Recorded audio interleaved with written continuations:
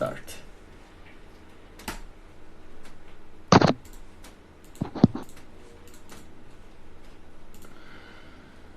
Full screen.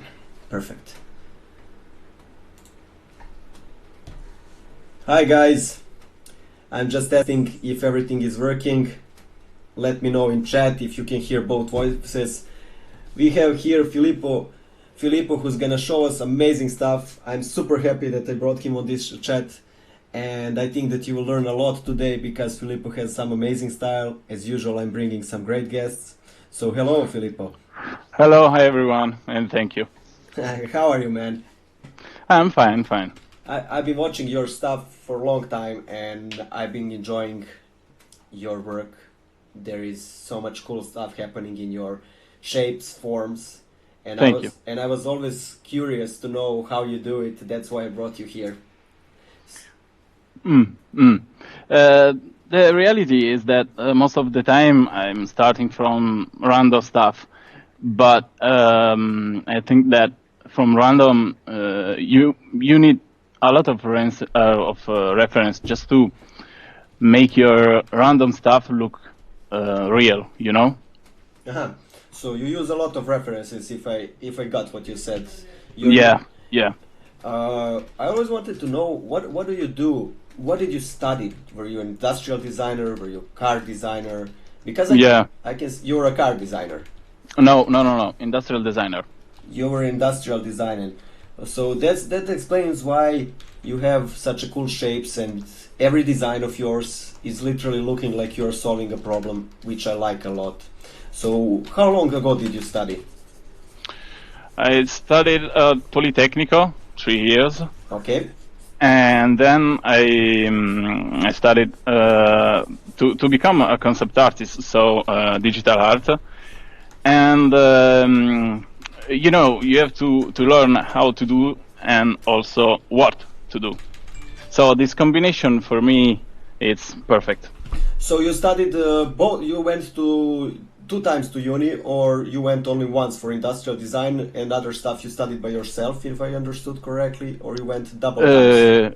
Yeah. I went to Politecnico and then to another private, something like a master. Oh, really? Which one was that? I mastered. Oh, nice. In Italy. Nice. So everything was happening in Italy. Yeah. Most of Italians don't like to leave Italy. That's my experience. Was it like that with you, or you always wanted to see the world? I wanted to see the world, but for me, study in Italy was okay. You liked studying in Italy. I also studied in Italy. That's why I'm asking. And everybody says study in Italy, but work everywhere else. That's what they always say. Yeah, it's what I'm doing. So now you are in CD Project Red, right? You're there or you're in Italy? I didn't understand that part. No, I'm in Poland. I'm in Poland. Nice. And I can see on your screen that you have a piece of a gun, or it's a whole gun. No, it's a whole gun. It's just small. Yeah. It's a small gun, a cheap gun.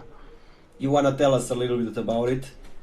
Yeah, I started from the idea that in the future maybe we will find guns to buy everywhere, maybe for $10 or something like that, and they will be super cheap. And I wanted to give the idea of the cheap material, cheap shape, and stuff like that. So you wanted to produce a cheap gun that everybody can buy? Yeah, exactly. And use maybe one time and then throw away.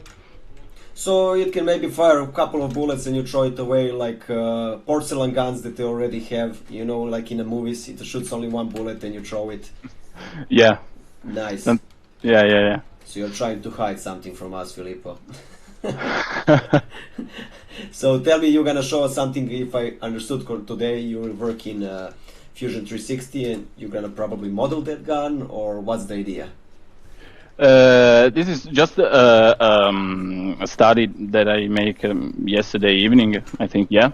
And because for me, starting in Fusion is not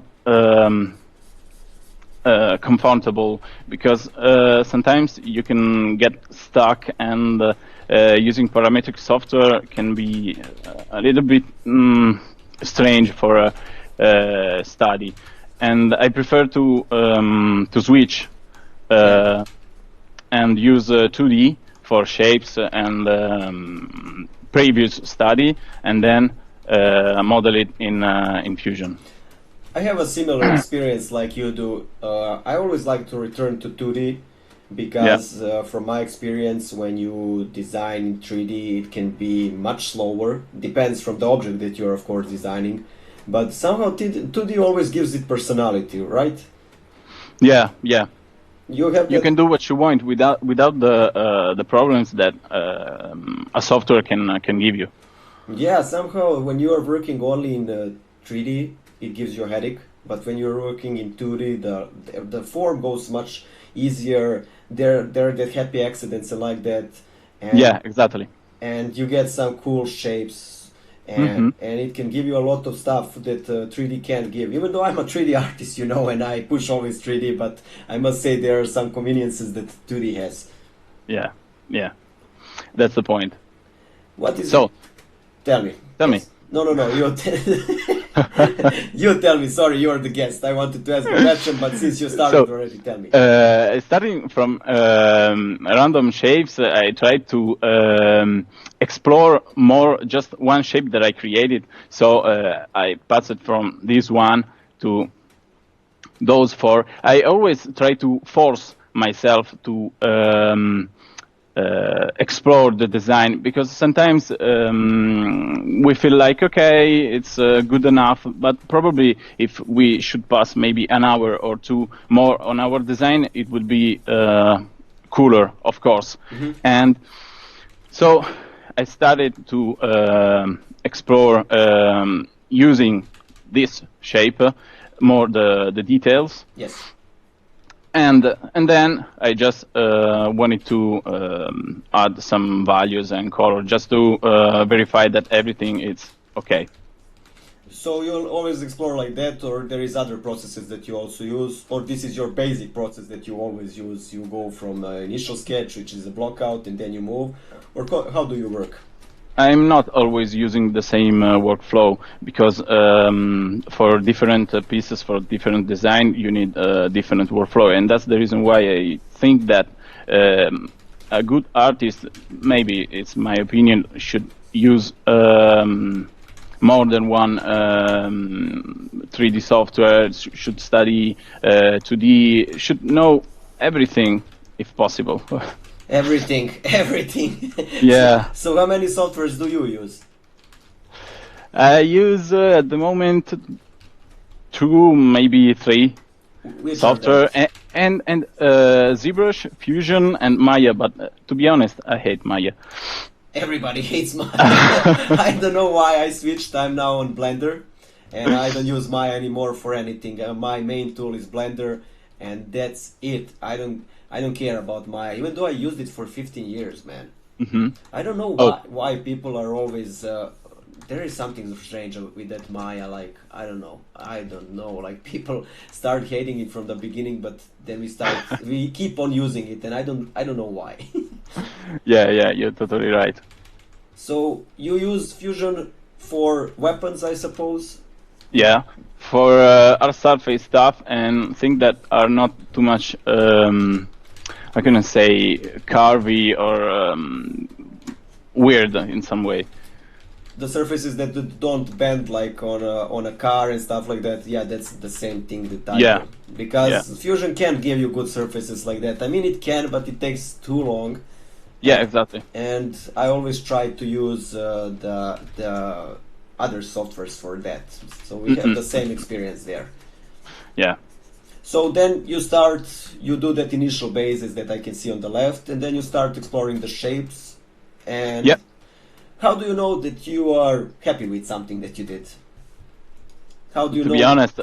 To be honest, impression. But the fact is that studying visual basics help you to decide without the control, you know what I mean. Okay, this line is perpendicular to this line, and maybe all this detail need to focus to the right direction, just because you already know it and you don't have to put too much effort on that. So for me, it's just impression. So you learned that with time and with experience, and it came along. Yeah. How long did it take you to make the first steps where you knew what you were doing, where you were like, I know what I'm doing and I know what's happening on this page? How long did it take you? I don't know. I always try to explore as much as possible. It depends on how many time I have. To be honest, if I have to do it fast, I try to do it faster, and if I can spend more time, I try to do it. I see. Yeah. And yeah. In the industry, you're working in CG project right now, probably on Cyberpunk. I'm not gonna ask too many questions. I know NDA and everything. Thank you. Thank you. I will try not to ask, but what I wanted to know is the workflow similar there, or that? Actually, I will ask you a different question because maybe that's too personal. Do they make you use the same workflow in the company, or they make you just give good results? How does that work? They try to maintain the personality of an artist, I think, to have a different opinion also in design decisions, and so they allow me to use the same workflow that I used to. So they like to express yourself in the way that you work. They are not restricting by they just want a good design. Yeah. Good to know. And I think that is the best. I think that's the right way to go from my experience, because if you restrict designers too much, they start revolting and they start being angry, and that's never a good thing, right? Yeah. So you will take that gun and you will model it now in Fusion, I suppose, step by step. Yeah. Sure. Yeah. Let's do it. And we can talk about it as you go, and you explain how it goes and where it goes.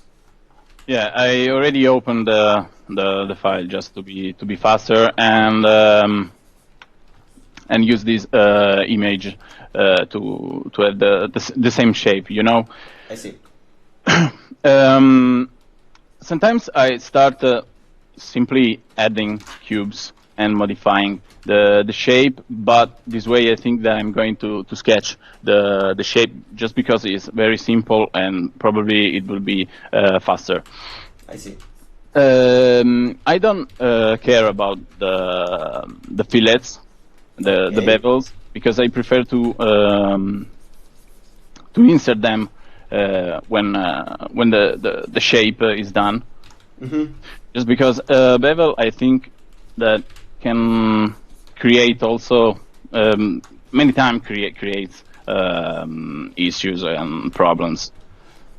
Yeah, I have the same experience. I can see that you are an industrial designer, because we think the same. We always go by steps, you know. First the basic proportion and shapes, then we move to smaller details, then we move to bevels and everything. And I have exactly the same experience with Fusion, because I mean, not just Fusion, in every 3D software. And when I'm working, I'm always trying to make the main shape, and then add bevels. Maybe I add sometimes a bevel where it's a big bevel, you know, but the small ones never like. Yeah, when they are part of the shape, you can do it. Yeah, I agree completely. I think it's a must. So I start from half of the shape, just because then I can mirror on the other side. The problem on working on shapes is that you have only one view. So now I have to explore better the front view, because I only have the side view and the side view. Yeah, and you can feel the right proportions when when you're just looking at that. Tell me, do you work in orthography or you work in perspective in Fusion? Because many guys work in orthography, and I never can work like that. So I'm wondering always that. I'm working on orthography, to be honest. How do you work in orthography, man? That's my question now, because finally somebody can explain me. I can never feel the details or anything when I'm working in orthography. Yep. How do you manage that? I work on orthography on Fusion just because the bridge of Keyshot can give you on the other monitor the perspective view with the better material, and so I have both the cameras. Mm-hmm. I see. You know what I mean? Yes, yes. You are using now the Keyshot with Fusion, or how is it? Is your Keyshot turned on now? No, it's not. Oh, but okay. it will be soon. Ah, okay, okay. Yeah. I don't know. I start from the bigger shape without the hole, just because I think that I will create it later. Okay.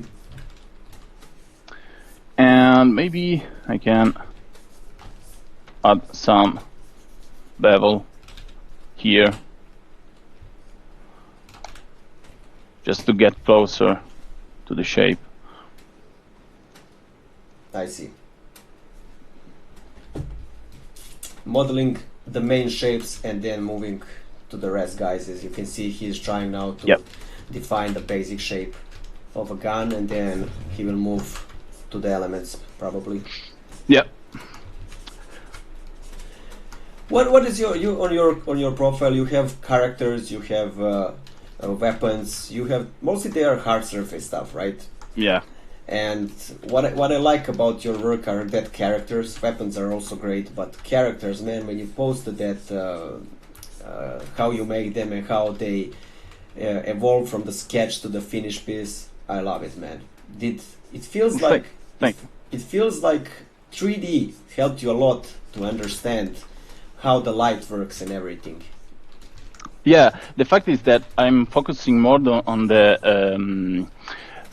ambient occlusion than the illumination, and probably that's the reason why they have this feeling of 3D, because ambient occlusion is more realistic for me.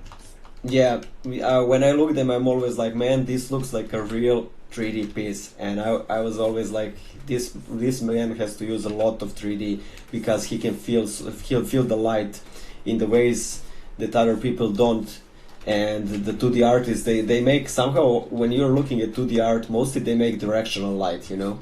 Mm-hmm. But 3D artists always use a little bit of ambient occlusion. That's from my experience. Yeah, yeah. I learned a lot from 3D, from renderer for 2D. Mm-hmm. Yeah. Did you overlap a lot from 2D to 3D when you were working as a student and when you were learning? Yeah, yeah.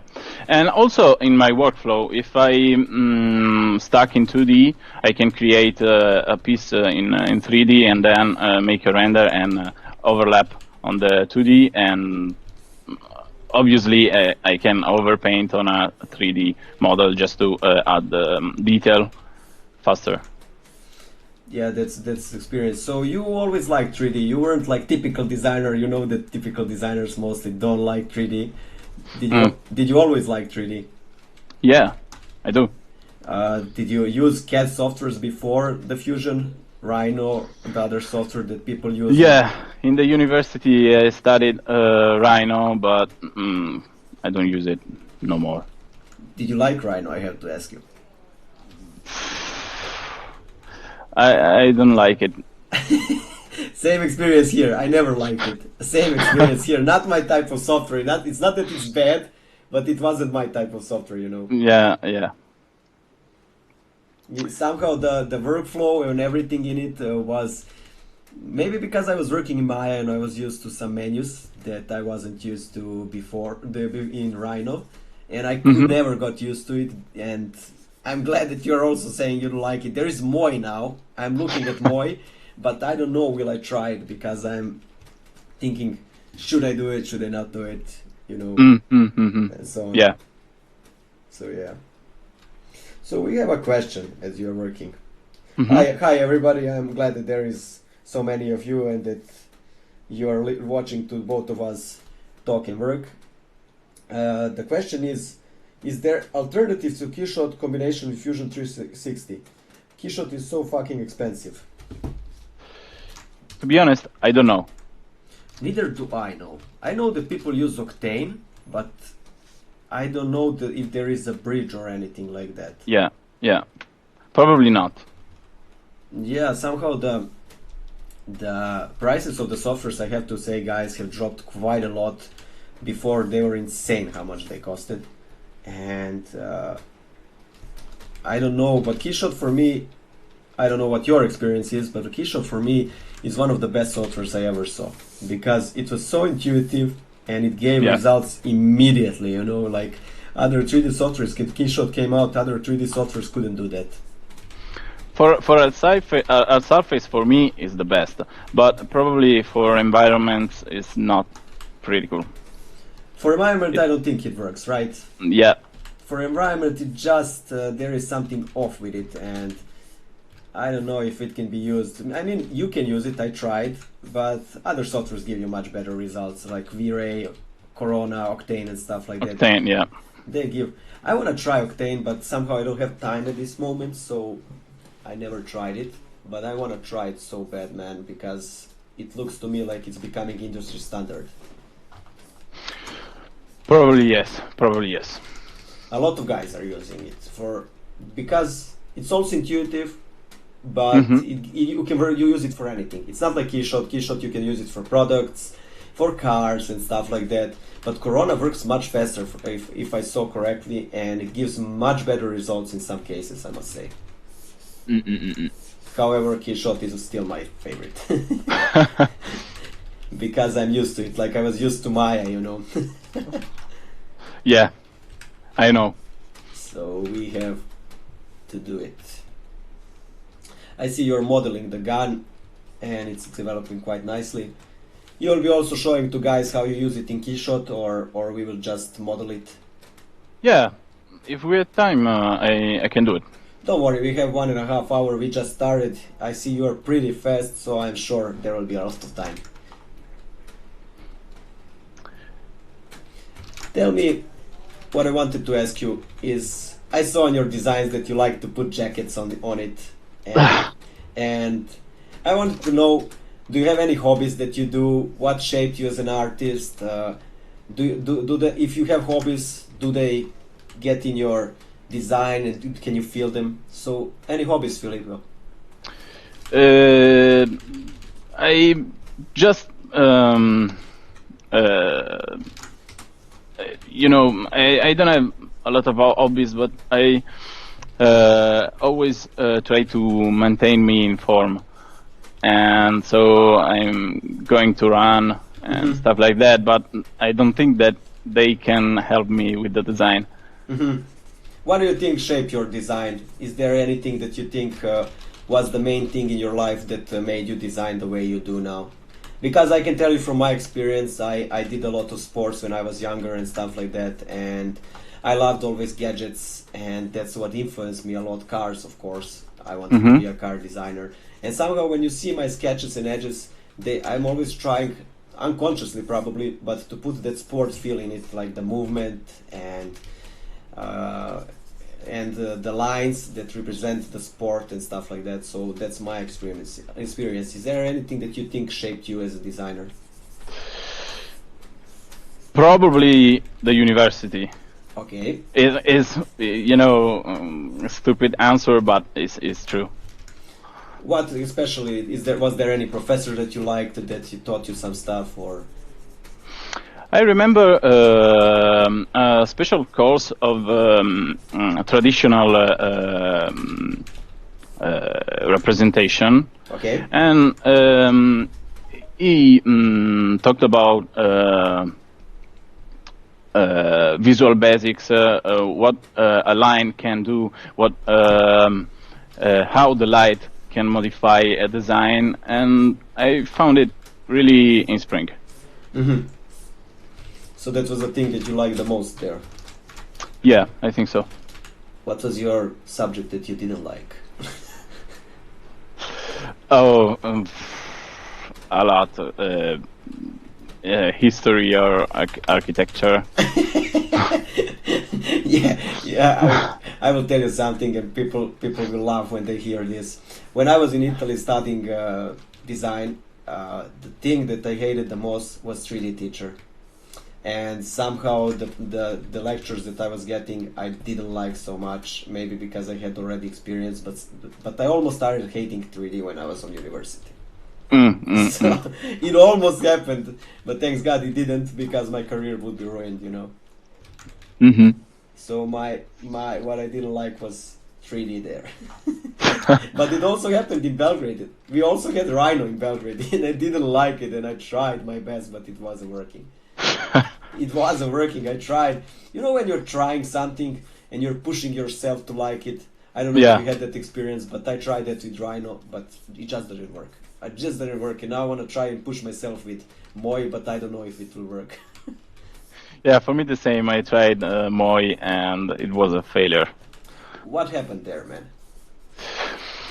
I don't know. Probably I was while I was working, I was thinking, okay, I could do the same on ZBrush or maybe on Fusion, and I don't know why I'm doing that. So the problem was not in Moi, the problem was in you. Yeah, of course. Are you also planning to try some other softwares, or for now these three are working the job that you need to do? I don't know. Probably they are not. I should study better Maya, of course. Mm-hmm. And for environment, I would like to study, Blender, or I don't know, Blender. Yeah. Blender. Yeah. I'm suggesting you that you use the Blender, because I'm using it and I switched completely from Maya to it, and I advise everybody to try it, because that software is, I can say it's a future because it's already here, but that software has some nice tools that you won't believe. I was shocked when I moved to Blender from Maya. Like, I couldn't believe how good it was. Mm-hmm. I couldn't believe how good it was, because for example, what I needed to model for 7 to 9 days in Maya, I would model in 3 to 4 in Blender. Mm-hmm. So for me that was insane.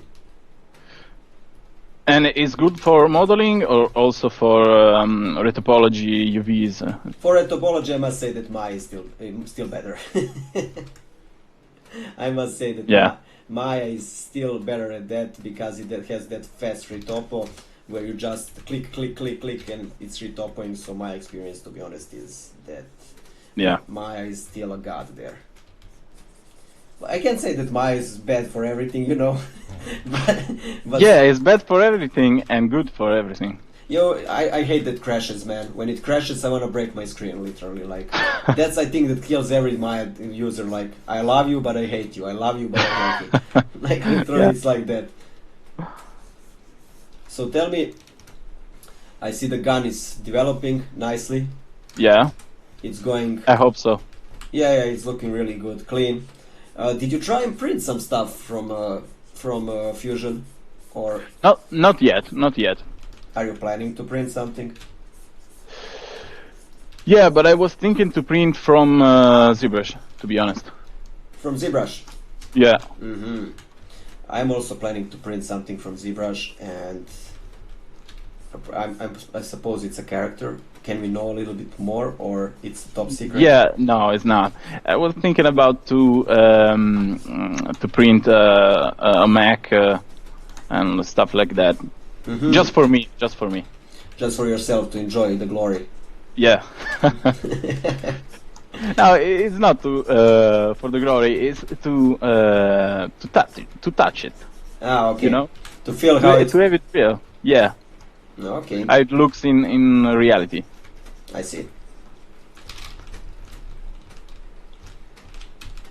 Because, what did you like the most about Fusion? I have to ask you, because it's very strange software and different. I started to study Fusion for bevels. Okay. They are super powerful, and others software, they are always crashing for bevels. If you create a bevel somewhere, probably you have to destroy your model. Yeah. And here you can take your bevel, delete, and no, not this way. Probably Okay. yeah, delete it, and it's done. And I love it. I love that you have that you can erase it like that. Same experience here, that you can erase it and be like, I don't need that. Erase it. Goodbye. Retop. Yeah. So that was experience for me also, and I think that the main advantage of Fusion is that changes that you can do fast. But it's really strange how the geometry is different when it's with NURBS and not polygons. It's much sharper than it is when it's polygons, right? You have the same experience. Yeah, it's kind of. I had to change my mind. I had to think differently from ZBrush. Why did that happen? Because it's parametric, and you cannot move this part simply by clicking, selecting, and then move the gizmo. But Yeah. you have to select different thing. You have to change your mind. Yeah, I see. That's true, because different software, different ideas, but they do the same stuff at the end, right? Yeah, quite similar. Quite similar. Are weapons your your favorite thing, or the characters? What is your favorite thing to do, or something else? Oh, I don't know. I don't know. It depends on how I feel. It depends how much the client pays. Yeah, yeah, I'm joking. yeah. Do you have any designers that you like, that inspire you, and that you try to master and to learn from while you were on the journey of learning and becoming successful at art? Yeah, you talked about the character with jackets, and to be honest, it's not my idea. I simply took the idea from Figini. Ah, from Figini. Yeah, Yeah. I remember his tutorial when it came out. That were some dope characters, man.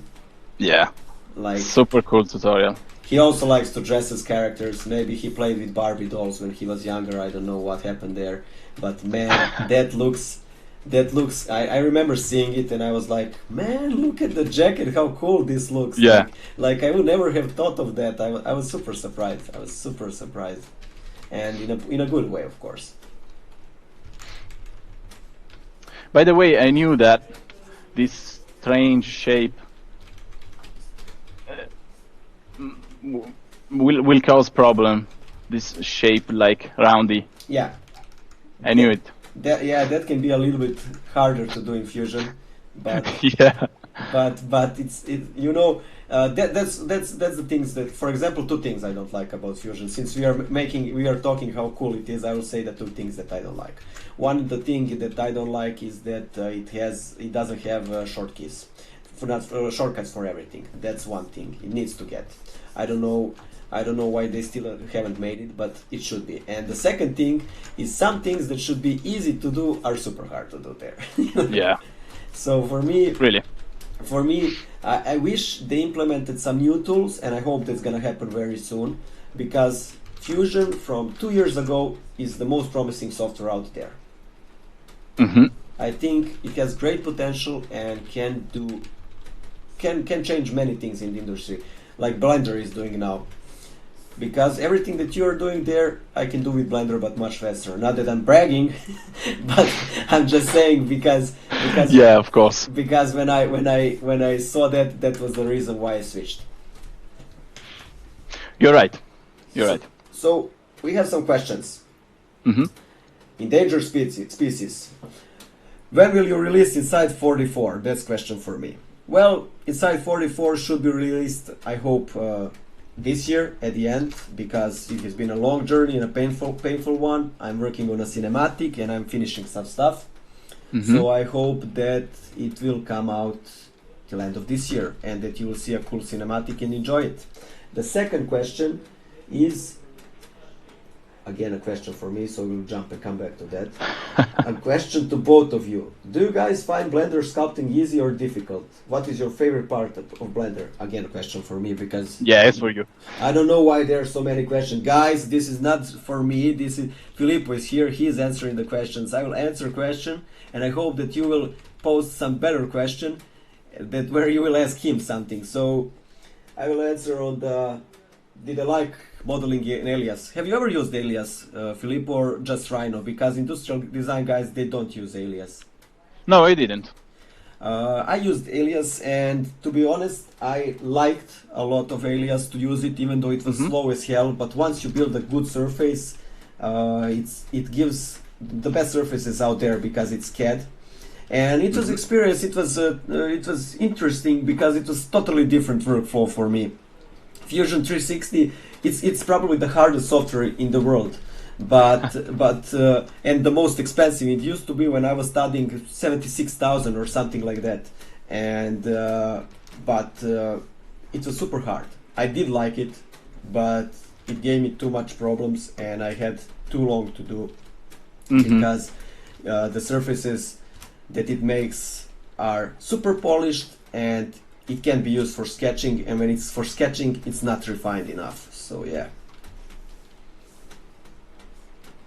So yeah, that's it. Enough about me. Guys, I'm posting 4 sketches on my wall. You can choose one while I speak with Filippo. So I posted, and please do tell me which one you want me to evolve more. So Filippo, what I wanted to ask you, question for Filippo. Here it is. Is he going to have some online mentorship? I would like to hear about that more. I don't know. At the moment, I'm working full time, so it could be a problem. I worked as a teacher for 3 years, 2 years, I don't remember. And I think that for the moment it's enough. So you're giving a break from everything and you want to relax. No mentorship for people that would like to pay you. Yeah. But maybe in the future. Maybe, of course. Nice. Tell me what I wanted to ask. Where are you from in Italy? I never asked you that. Turin. You're from Turin. I lived in Turin for almost 1 year. Beautiful city. Yeah, it is. Yeah, I like it. I wish I met some of you when I was there, and because I didn't meet any concept designers when I was there. I met only car designers, industrial design guys, and I wish I met some of you. Andrea Ciampo, if I'm pronouncing it good, Chiampo, yeah. Chiampo, yeah. He's gonna kill me for not pronouncing it good. I wish I met some of you there. Turin is an inspiring city, I must say. That it has some beautiful architecture, and it's super calm, and stuff like that. I love it. Do you like now in Poland? How long have you been in Poland? For not much, 2 or 3 months. 2 or 3 months, and do you like it there? I do. I'm not gonna say nothing about the food, but it's good. Yeah, Italians always like to complain about the food. Again, my experience with that. So, are you a pasta or pizza guy? Pasta. Pasta. Okay. Va bene. More about design. I won't ask you too many questions about real life because people are here to listen about design. How much, since you're an industrial designer, how much do you think that industrial design helped you work in a gaming industry and shape you as a designer? Because those are similar but different professions. Yeah, but they are very similar. They show me the process in the industry, and the game industry is industry. No, and I think we don't have to forget it, because I used to call myself more designer than artist, and we are in production, so we need to know what happens. Yeah, we need always to know. I always consider myself. I never even consider myself as a designer, I must say. So I like what you said. Like everybody is saying I'm an artist in concept art, and I never consider myself not even a designer, and not to speak about the artist. You know. Yeah. I always considered myself as somebody who's gonna invent the new stuff and create the new stuff around the world.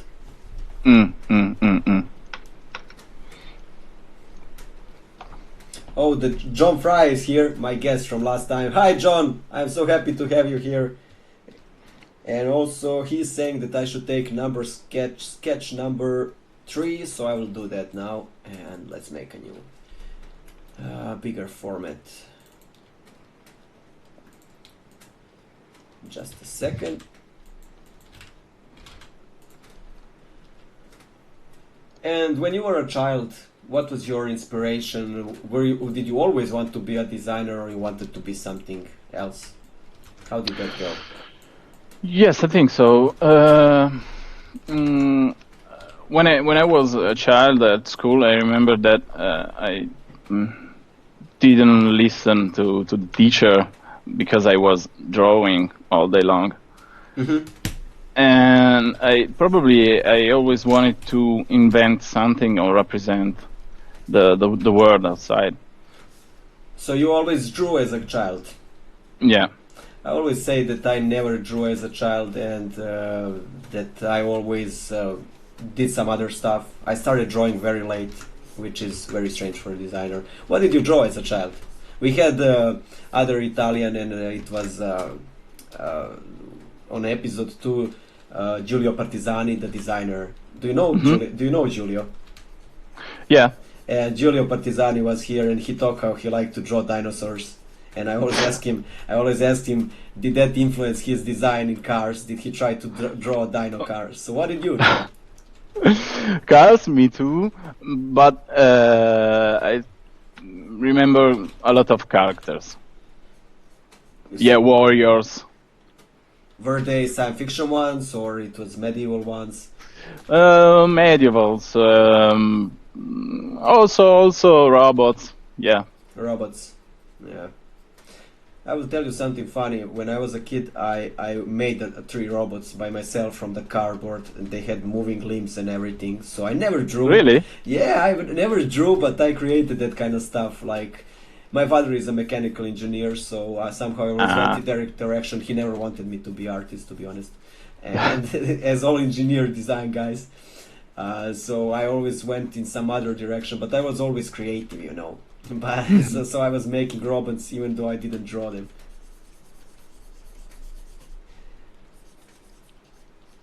How is that gun coming along? Let me see. Yeah, it's looking very nice. That's very fast workflow, guys. As you can see, Fusion is amazing for this kind of stuff, because you can do some stuff very, very fast and make them presentable to a client or to your employee, so he can see. That's what I like about Fusion for this kind of surfaces, which are boxy with bevels. I think it's the best thing out there, beside Blender. I think so. You see how Filippo has made that. We haven't even been talking for 40 minutes and he already has a gun there. So you can slow down, you don't need to finish before. I don't think that I'm going to finish it. I think you are. John says, howdy, eating the taco salad now, lunch in Los Angeles. Bon appetit, John. Tell me about the events I wanted to ask you, and I asked you when we started talking before the stream.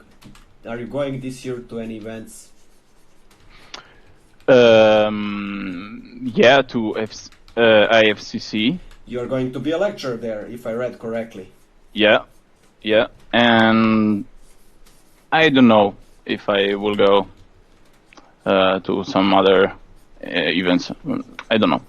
Maybe you should go to THU. I would like to meet you there. I met all Italians on THU, and I loved spending time with Italians. Such a fun crew. Yeah, I should. Such a fun crew there of Italians, man. I spent a lot of days there with them, and I can't wait to see them again, because they're so fun. So I'm saying hello to all Italians, and make Filippo come to THU so I meet him also. You will be let's return to the ICC, and I need to say hello to Marco and from me, and tell him that his favorite Serbian is saying hello when you come there. But tell me, you will be giving a lecture there. What can we know a little bit more about the lecture, or it's top secret? It's top secret just because I still don't know what to do. Damn, everything's top secret tonight with you. I need to ask some other questions. You will have a lot of fun on ICC, I'm sure, because it's a great festival and Marco is a great guy, and I support whatever he does because he's a great guy. So Marco, if you're listening to us, hello from me. I hope that you are good. Yeah, for me too. Let me see what's happening with the gun. I will make a little break, guys, from my sketch so I can see what Filippo is doing. If you have any questions, of course, you can ask them. We will respond to them. I hope that you are enjoying what Filippo is doing, because we are having a full process, guys, and seeing everything. You always start from a boxy shapes. I saw that you started from a line, actually. Yeah, but I prefer to start from boxes and cubes. Oops. What is the reason that you start from the boxes? What makes you go in that direction? Because I can see the volume of the shape. The thing that we spoke about. You have the view of the shape, and then you know where to take it with that. Yeah. Good. And do you have any tips for people how they can develop their style? Because you have a unique style, as we talked. Do you have any tips how they can develop it and take it to the higher level? The first one is to expand the visual library. Okay. Remember to watch what other artists are doing, what the industry is creating, and then to study. Because you can become a master on a software, but if you don't know what to do, or if you are doing some shitty stuff, it doesn't make sense. I agree with you, because a lot of people, when they design, they move immediately to 3D software, and as we talked, somehow it loses the soul. The whole design can lose the soul if you switch too fast to 3D software. And if you are not experienced, if you are experienced with the design, then you can try and do it immediately in 3D. But guys, I'm telling you, the results are always better when you move from 2D to 3D. I agree with you. Do you have your visual library? Do you gather your images all the time, or just for your specific projects? How does that work for you? I always try to maintain myself updated. Okay. Because in the sci-fi stuff, the look of what is considered sci-fi change a lot, and so I think that to remain updated is needed. Yes. Do you look for references mostly in the science fiction stuff that other people do, or there is something else that you look? I can tell you, for example, that I look. I look a lot of skulls, bird skulls, animal skulls. That's my inspiration. But I look also at flowers and at cars. So, is there anything specific that you like to look at? Yeah, industrial design. Cars, and I found the lines, the design of the cars or industrial design more I don't know what to say, more studied, is more complex. There are a lot of people that are working on that. You know what I mean? Yeah, that they are much more advanced than the industrial design ones. You want to say that, right? Yeah. That car designers are better than industrial design guys. Yeah, it's not that. It's okay, not like that. Okay, I tried to do that, but it didn't work. Damn it. Yeah, because the thing that I know about car design and industrial design is that, for example, car design has been using G3 curvature for, I think, 15 years almost. And industrial design started doing that only 5 years ago. Before that, it was only G2 curvature, if you can imagine that. So that means that the car design guys had to do better curvature longer time ago, and it made them realize some problems and mistakes the G2 curvature gives. So maybe that's one of the reasons why the car design shapes are a little bit stronger than the industrial design guys.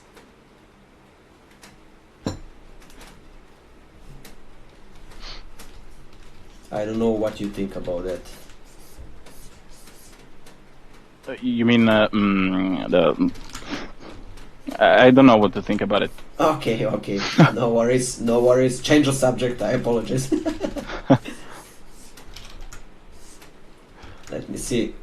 Can you see that gun without the grid and in perspective, so people see how it looks, so they understand? Yeah. That would be nice. Let's do. Oh, you're gonna show us a render.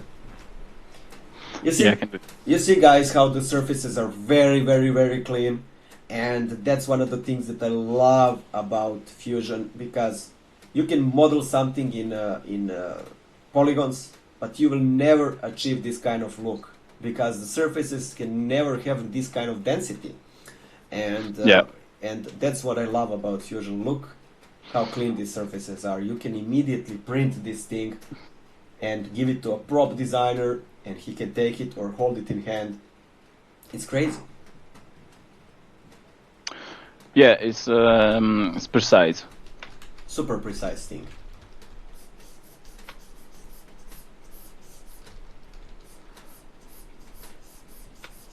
Let me check if we have some questions, if they are asking you for something. You there? Yeah. What are you sketching? I am sketching a spaceship. I took 4 sketches and then I started sketching. You can see on YouTube, because I don't share my screen with you, but you can see on YouTube if you open the link where we are streaming. Yeah. If you wanna do it, we can wait for you. I'm sketching a spaceship that I took the sketch from, and it's just a 2D sketch. I want to make you company with that, and I didn't want to do a car that I started because you're working in 3D, so I wanted other people to watch you work. Makes sense. Yeah, you're the guest, the main guest. I'm just a pawn in this game.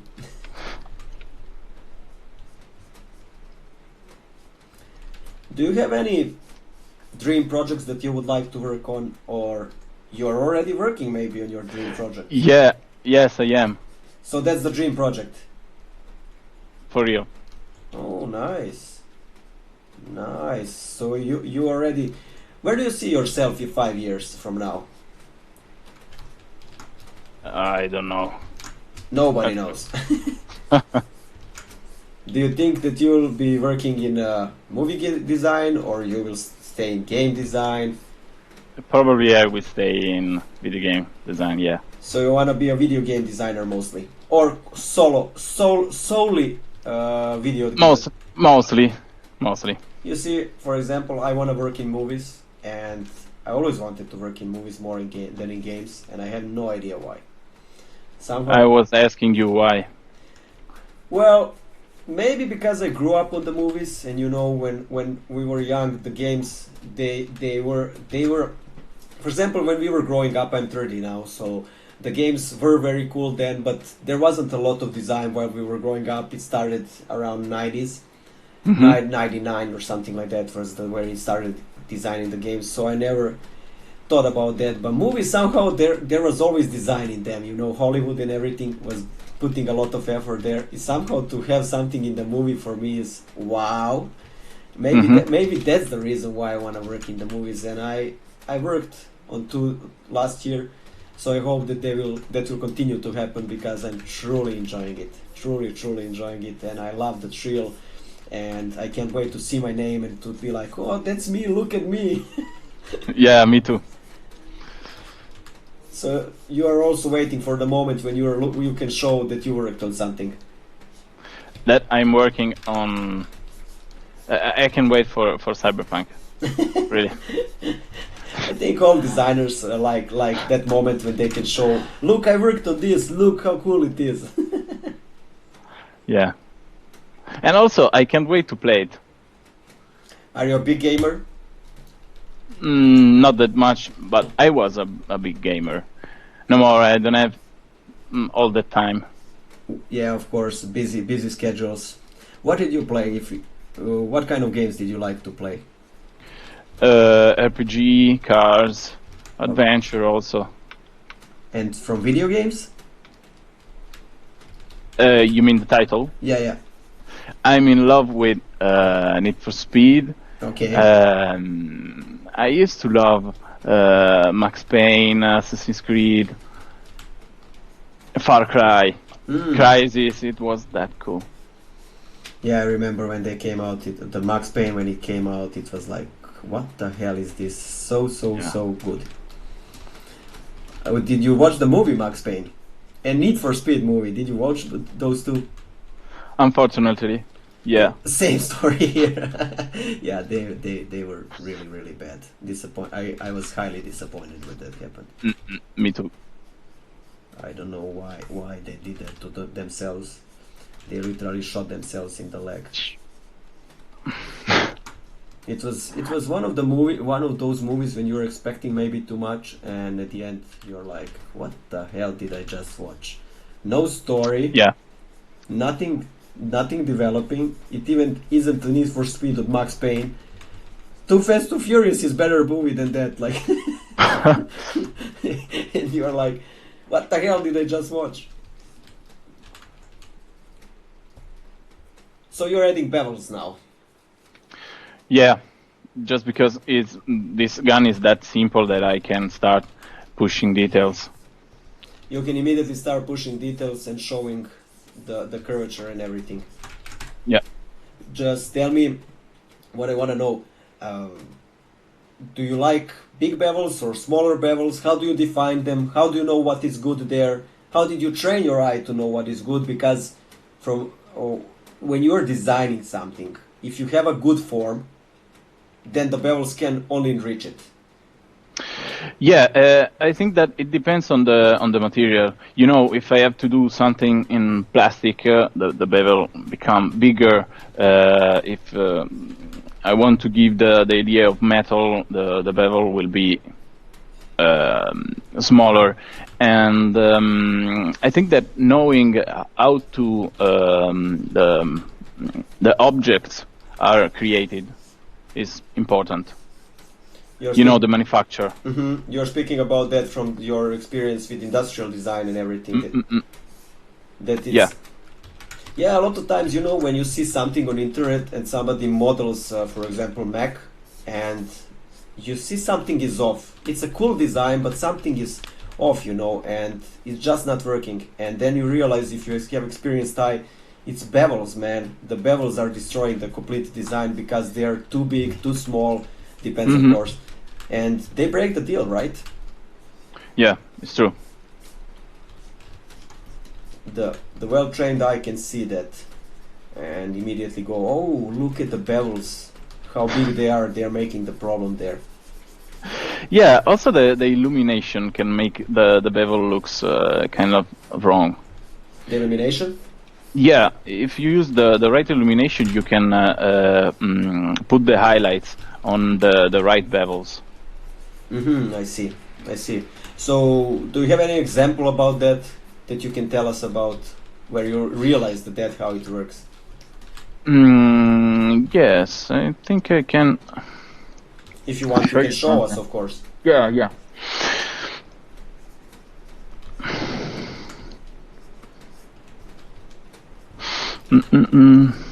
Let's see.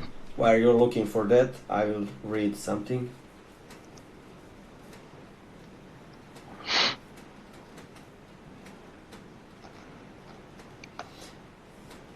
So the attention to proportions and how things work together as a whole individually is pretty important. Somebody wrote on Edis, if I'm pronouncing it good, Edis wrote on the chat.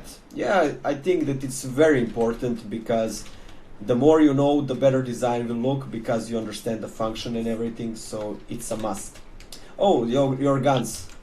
Yeah. That gun is beautiful, man. It's beautiful. Thank you. I was telling you about the bevel and the chisel, and you can see that, and Keyshot helps in do it. And I put some highlight on the bevel just to push the idea that is manufactured. They have different materials. You can see that the plastic is different from the metal. Mm-hmm. So you achieved that with light. Yeah. What was your thinking there? It was, I will put the light. How did you approach that? That's what I want to know, because it's super interesting. I'll show you Sure. later on Keyshot. Ah, perfect. He will show us later, guys. Everything is later with Filippo. But that's super interesting, man, because you thought about that while you were doing the render. Yeah. It's thinking like how the light can enrich my design. That's very industrial design thinking. I think so. Can change how you you see the model, the illumination. Yeah. Can makes a shitty model looks good. I see. And reverse, obviously. It's same like Instagram filters for myself. When I put them, I look very pretty.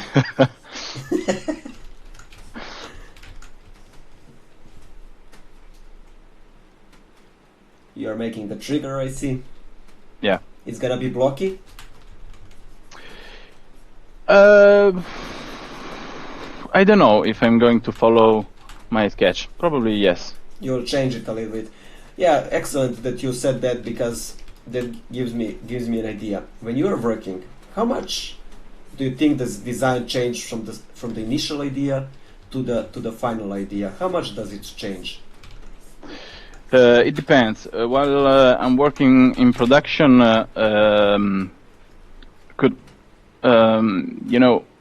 I can change my idea, but I cannot change the idea of the art director, of course. Okay. While I'm working for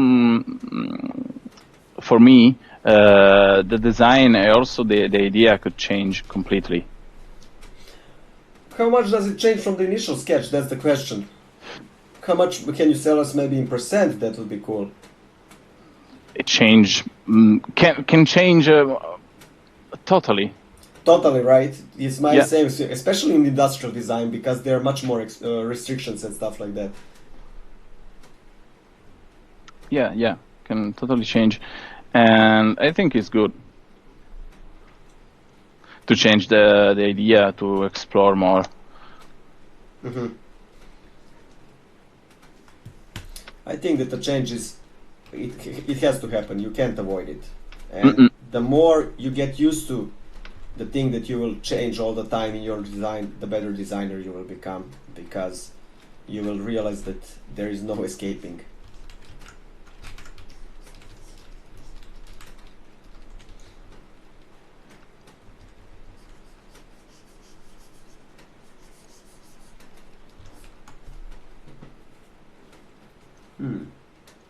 Have you ever worked in industrial design field, or you immediately went to digital art? No, I didn't. You did not work. So do you think that, are you maybe gonna try in the future doing that, or you're totally I don't think so. not gonna happen, right? Mm-mm. Once you try concept art, you never go back. Yes, it's true. It's true. I love it. Me too, man. I love concept art. Like the freedom it gives you, much more freedom than the industrial design will give you. So many restrictions there. Yeah. Because the production and everything. Did you have manufacturing on your classes? Did they teach you how to manufacture and everything? What do you mean? Manufacturing, how to produce something. Did they teach you that in the okay. school? No, just because I didn't have enough time to show everything. Yeah, probably that's the reason why. I see. Are you gonna mirror now? Not yet. You work whole time in just unmirrored version, right? Do you always work like that, or As long as possible, if the idea is already clear in my mind. If it's not, I used to mirror and delete, mirror and delete, mirror and delete. Mm-hmm. You know, I get lost when I am all the time in one mirror. When I don't see the other half, I get lost with proportion. Yeah, sometimes could happen. I would never be able to work in just one mirror and not see the other, because for me it's super important to see the whole object and can spin it around. If I don't do that, then I'm in a problem. For example, now I'm spinning my spaceship upside down so I can see it from different angles. I see. Yeah, now it's upside down. It looks like a gun, man. Yes, but it's cool. Thank you. I didn't like that back part. It was too ridiculous, to be honest. No point to having it like that.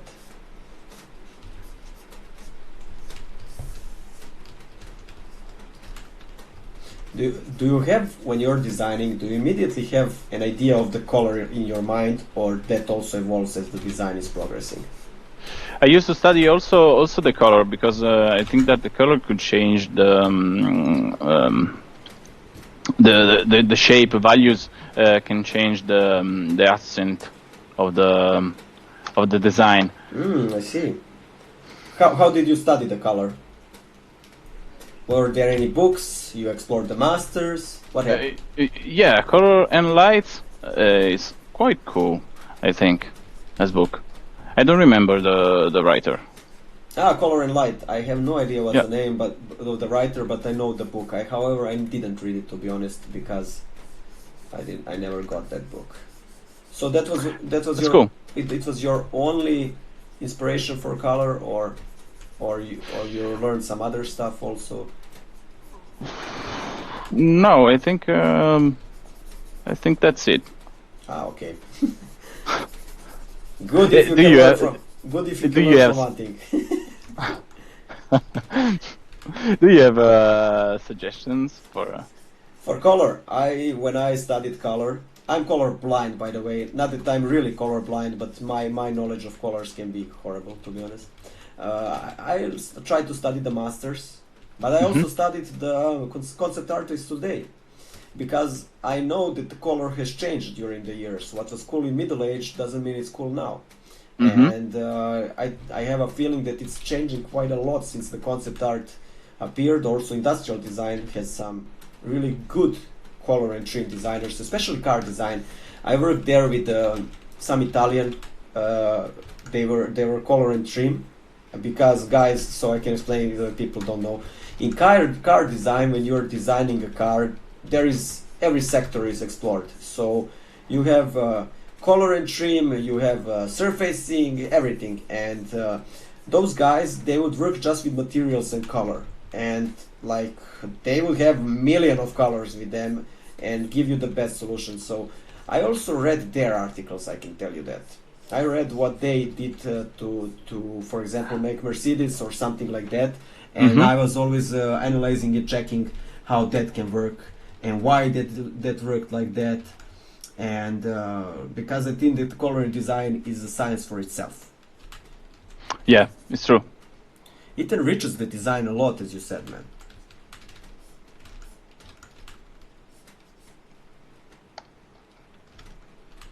You see that now you have only the piece isolated, the main body.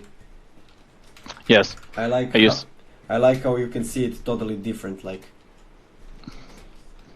Yeah.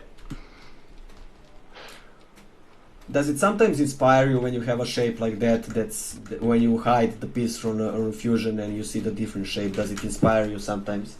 Yes, could happen. Could happen. It's weird, but could happen. Nice.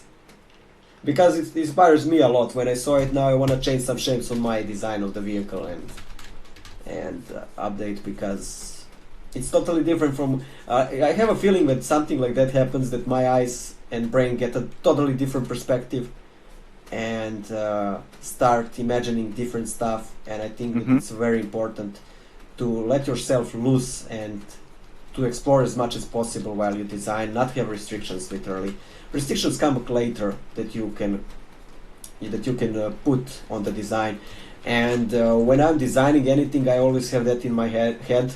One sentence that one professor told me, and he told me, Darko, you can always come back from the faraway future, but you can never push. If you are in the past, you can never push to the future. So that was one of the big lessons I learned when I was in design. And interesting. He always said you can always. He was an Audi designer, and he always said, now you can go back, but go as far as you can in the future. But when you are there, you can come back. But if you stay in the past, there is nothing to come back to. Yes, it's true. So it was a big lesson for me, and learned me to push my designs as far as possible, because I can always come back, but I can I can't always go forward.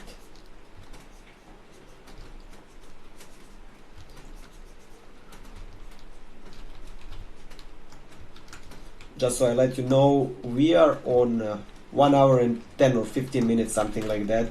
So we will be for 1.5 hours, a little bit longer if you need. It's not a problem, so you know. But I just wanted to tell you so you know what's the time. Okay. We'll see.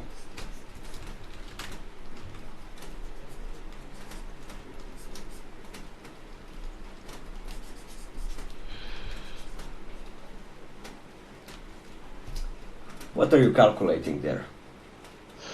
The diameter of the bolts. You're I try to maintain the same the same size for the bolts. Have you ever analyzed the real bolts in life and you apply that to your designs, or you just randomly do that? It happens that I do it randomly, to be honest. Filippo, with you a lot of stuff happens. I like that you're relaxed when it comes to design. You go with the flow. I like that a lot. And just move in the direction where it leads you. Because I'm more of a guy that analyzes everything, and I'm more of a mathematic person. As I told you, I'm not a classical designer, that's for sure, you know. I always go with the mathematics if something will work or not. Even when I'm designing proportion for a design and stuff like that, I'm in mathematics. Now when I'm designing this, I'm analyzing in my head, because I try to learn it mathematically and stuff like that. But piece of it is my soul, piece of it is mathematics, and that's it pretty much.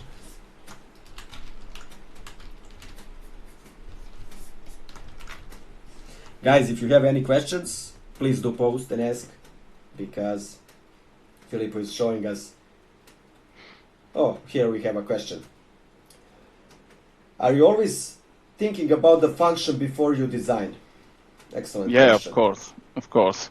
I always think about the function. Without the function, you cannot have the form. The form should be adapted to the function, for me. Form follows function. Yeah. Right? Classical industrial designer Filippo.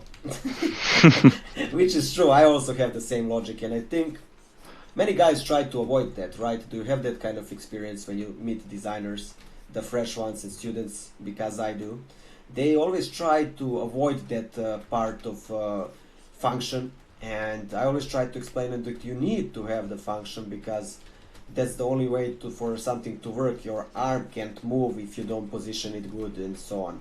And I think that it's super important. The function is super important, and it can't destroy the design. It can only enrich it if it's used in a good way. Yeah. Because guys today, when I'm speaking with students, they are always trying to avoid it somehow and run away from it and sketch immediately, which is okay, natural. You're trying to do what you like, but guys, good design without function is not.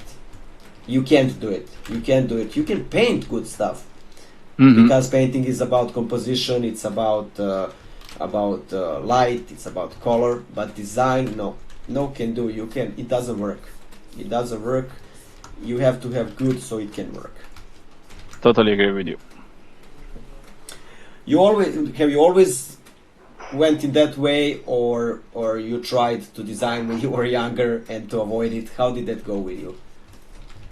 No. I learned it in the university. I remember I was drawing random stuff that probably could not work, and it's kind of mess. What do you read? Do you read a lot? Do you surf the web? If it's possible to know, what kind of sites do you visit so you explore that kind of aspect of yours of function and stuff? Do you read some kind of scientific magazines, because I do, or you watch documentaries? How do you enrich that part? One thing is a visual library that we talked about, and that's where you look at industrial design, as you said, in cars. And what do you look for a function? I don't know.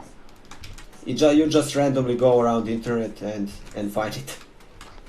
Yeah. Good. You're doing everything random, man. I wish I was like you. And it's true. I believe you, but yeah, it's totally different from what I would do, you know.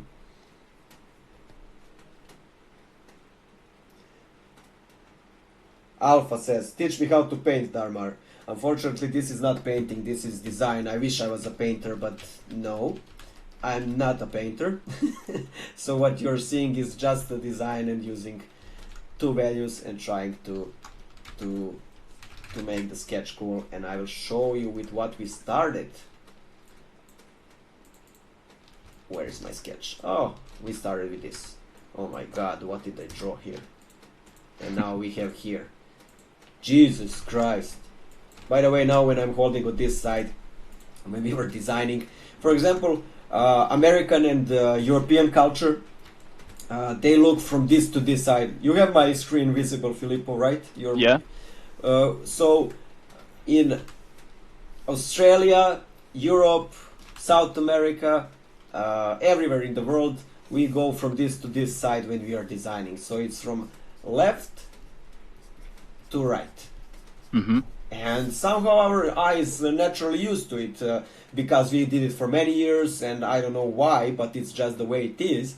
And then you go to Chinese companies when you're working with them with anything, and you send them sketches, and they're like, flip all the sketches back.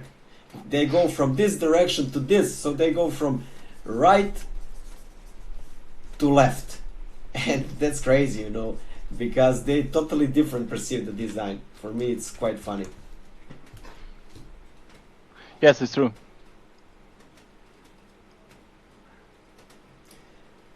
And how did you learn about it?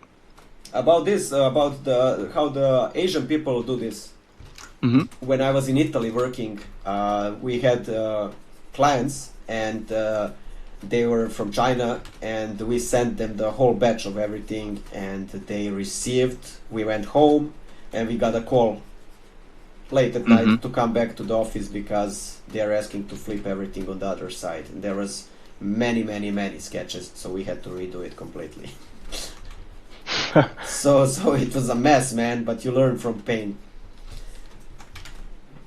Okay, we have a question here, and somebody, it's not a technical question, but somebody is asking, Geno is asking, is there possibility to get a PSD from Filippo? He has such a good workflow. I don't know, guys, he will tell you if you can get it, but I don't think so, to be honest.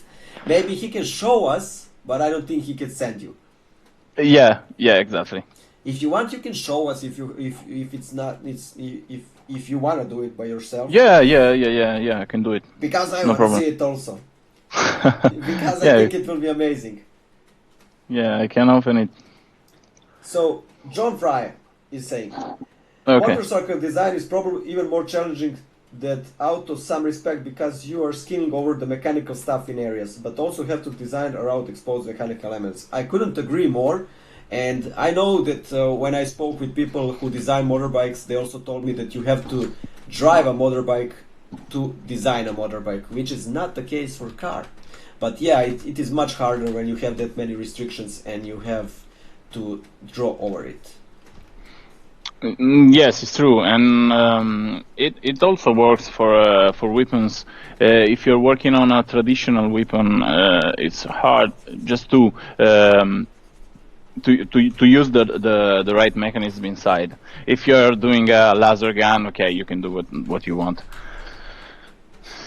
Yeah, because there is so many restrictions and you have to follow them. I think that the guns are one of the most restricted things to design in the world, because they have to work, and the gun has to be super, super, super light. The lighter it is, the better it is to be used. Yeah. So you want to show us the PSD file, maybe some, yeah, of course. how you design, I don't know, this one or any other? Yeah, I can do it. So guys, he's showing us the PSD file. Those are the initial shape, and I used to design in that way. Of course, having a lot of reference would be better, but not too much at the beginning, because having too much reference could cause you to create a collage and not something from your mind. Okay. And I used to simply try to define how the gun could work, and I start from the necessary pieces. You know, the handle should be there, and then I simply start to explore the shape, and I'm not. You're using a simple chalk brush without any filter on it. The simple chalk brush, if I'm seeing the square one. Yeah. Okay. And you start a simple shape and you just sketch. Yeah, exactly. And then I can use the round just to have a nice curve. Okay. Then what I found more interesting than this is that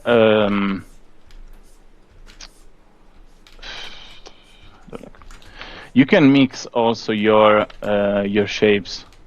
So you can take this one and maybe, yeah, they're quite similar. Yeah, this one. Okay. And then you mix them together. Using masks or simply erasing what you don't want to see. And you like literally you photo bash them. that's the literally like you're kit bashing them and getting multiple shapes. That's also what I do, because once you have a couple of them, you can use them to explore faster shapes and to get the similar design language. Can you maybe show us one of your characters and speak about it? Because I saw on you can open your ArtStation, and I saw on your ArtStation that you have characters which are amazing, and you post the GIF how they are made. And can you talk a little bit about that? I think that people would love to see that. Yes, I can do it. Perfect. Thank you very much, because I'm sure that everyone who's watching can't wait to see that. Let's start from, this one. Oh man, that's so cool. Look at the jacket, look at the design, I love it. So guys, he is gonna show us. I can't wait to see. I started this character from a simple shape. In this case, I don't use a hard brush, but I use the one with transfer, just because I wanna use the right values from the beginning. You can see that the jacket is already white, just because I want to divide the parts of the character. And in this case, I use the ZBrush for the legs. I want them to be complex, and to have a huge contrast. You see, there are a lot of details in the legs, and the jacket is quite simple. So you use ZBrush for your legs, if I understood. Yeah. So they were Yeah. modeled and then you sketched over them. Exactly. Oh, Exactly. how long does it take you for that? Because I didn't know that from the sketch. I thought everything was 2D there. I don't know. I don't know. Probably 12 hours, maybe more. Okay. And I think that using 3D for complex detail is way faster than draw them. I Because agree. if you have to draw them, you need to sketch them, then correct the perspective, then see that the legs are equal, they are symmetric, and in ZBrush is faster. I completely agree. It can save your life in many occasions because it cuts the time a lot. Yeah. I did the same for the sphere. You modeled it also. Yeah. I It's think way you- faster. I think you should try 3D code, man. I think it would help you a lot in your workflow because for some stuff Of the Boolean. for some stuff it's much faster than ZBrush, and it's especially for stuff like you are doing now.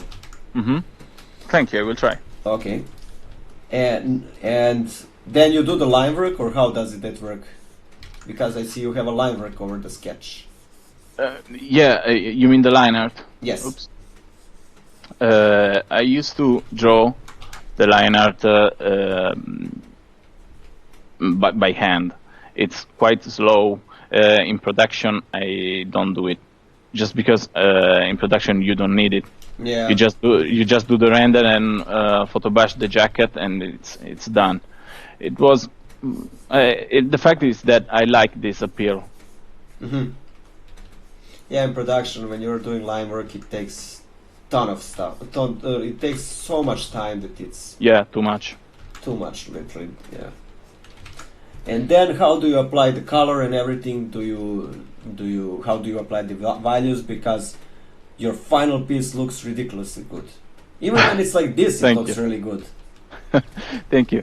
And as I said, from the beginning, from the sketch, I already have an idea of the values. While I played colors, I used to think more to the values than the color itself. I can use the saturation just to have more focus on some Okay. point. But I used to care about values more than the saturation or the hue. Mm-hmm. I think that is more important. So the values are more important than the saturation. For me, yes. For me, it's also because I think when the values are good, everything's good. Like when you have a Yeah. good values, the painting literally has a life of its own. I know that when some guys do you work in the manner where you need only 3 values, or you have much more values on your painting? How does that work for you? Because I always try to have 3 and 4 is shadow. That's how I always try to work. Yeah, me too. I try to not have more than 5 values because you cannot control them. Yeah. And as you can see here, the first color, the first robot, is not working that much because the values are so similar that it loses something. Mhm. Probably this one is better, not because it's white or this one is red, but because of the values. Yeah, there is something special about it. I like that back, how the legs are shining and everything. There is something special about it. Yeah, I always try to change the shading of the materials, to use the contrast of the shading too. I see.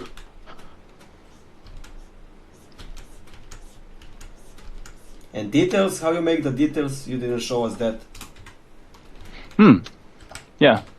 The details, because they're very specific on your designs. How do you put them around? What do you think about when you are doing them and stuff like that? I wanna start saying that I used to over detail Okay. my stuff. In terms of design, probably they are a little bit wrong, because you see there are that much detail that you cannot understand what's Yeah. going on there. but it is exactly what I wanted to. achieve. It's exactly the idea, yeah, because you can only see there are a lot of details. You don't care about what kind of details, and there is a huge contrast with the jacket. So there are that much detail that you don't care no more about the detail, if you know what I mean. Yes, I'm understanding. You're trying to. Your first thing that you want to be visible is values, and you didn't want details to be first seen. You wanted to push the eye of the viewer in a view of a jacket and the contrast that there is happening. Yeah, exactly. I'm more focusing on a contrast, and I use details for that reason. Nice. Yeah, you definitely achieved that. You definitely made it work. Thank you. Good to know. I think that people really loved you talking about this because, as I told you, I remember seeing that stuff and I was blown away.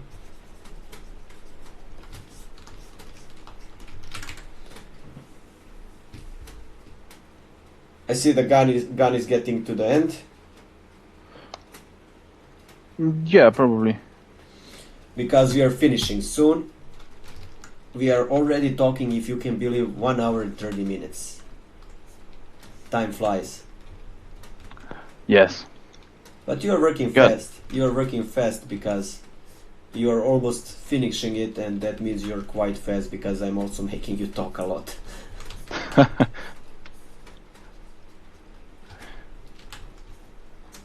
Yeah, but I'm having fun. Me too, man. I'm also finishing the spaceship here. It's gonna be done soon. I would like to see that in keyshot. Yeah, I would like to. Me too. Let's try and finish it then. I think that it's gonna be really cool to see it in keyshot because it will show to viewers your workflow there.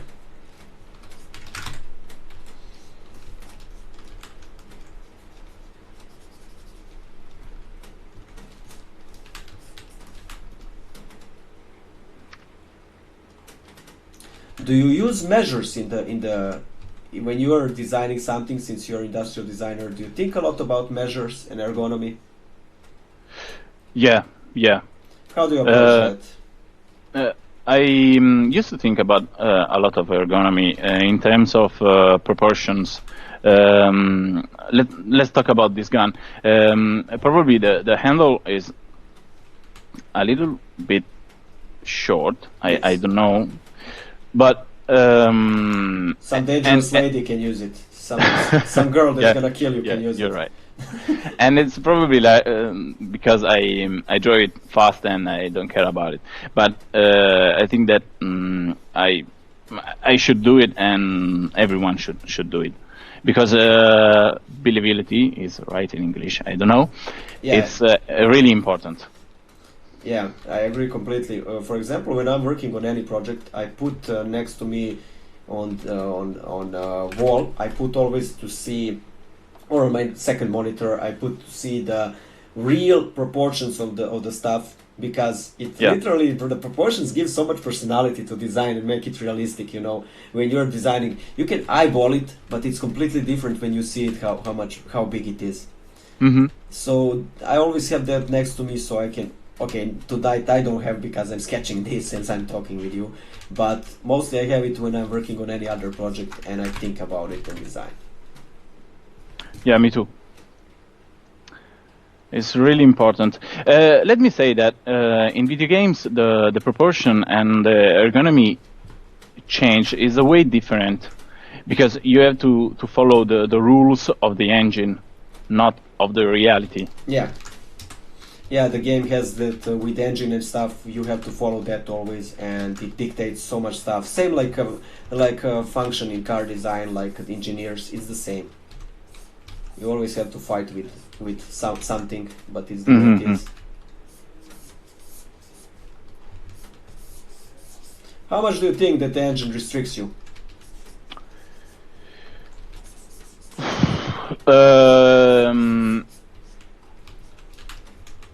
I think I don't know if it's a restriction.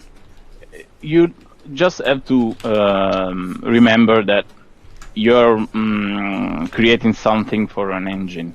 Yeah. Probably there are restrictions like animations in terms of measures of stuff like that. Material too. You can't work on a total transparent weapon just because it's expensive in terms of engine. Yeah, I agree.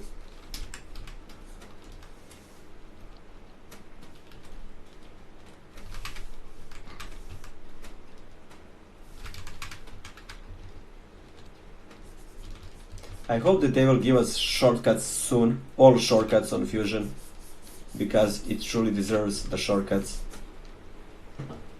I hope so. Because that would, I don't know why they aren't still, because that would make that software amazing. So shout out to everybody who's working on Fusion. I hope that you give us that. We deserve it.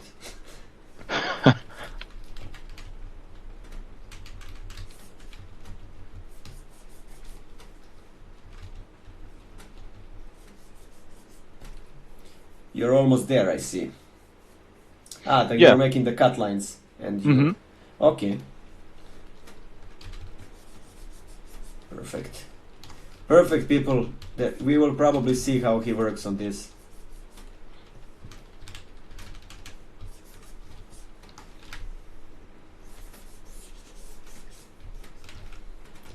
I'm finishing here the sketch, and I will leave it like this. Maybe tighten up a little bit some edges, and that's it pretty much. Guys, if you have some questions, please do post them, because we are finishing very, very soon, and we would love to hear the questions. Filippo has answered many questions here, and I think that you will gonna love watching this, because he showed you so much stuff tonight that you can use and improve in your designs. So thank you for that. No problem. Thank you. It was really nice to see your workflows, and people can learn, and I think they will appreciate that a lot.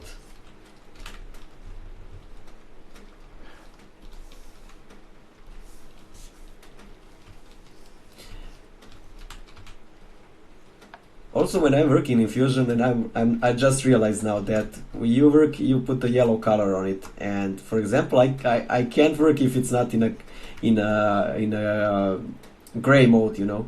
For me, it's a must, which is strange, you know. I'm now looking at the yellow gun, and it looks so strange for me. You don't like it? I used to work on with the right value, with the right color, just to have the idea of how can it look. Yeah. You know. But then you switched. You didn't like that anymore, so you moved to yellow side, the dark side.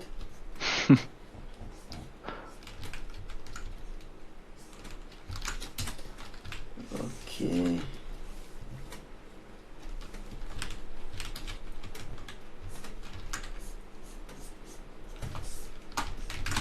Guys, I'm done here. We are waiting for Filippo to import us to Keyshot, but this is what we started. This is what we have now. Started from the bottom. Now we are at the top, as you can see. And this is just a basic sketch that I would do for a client or something like that, and design a couple of these, like 5, 6, so my client can choose in one day, and he can choose what he likes, and then use it to move forward.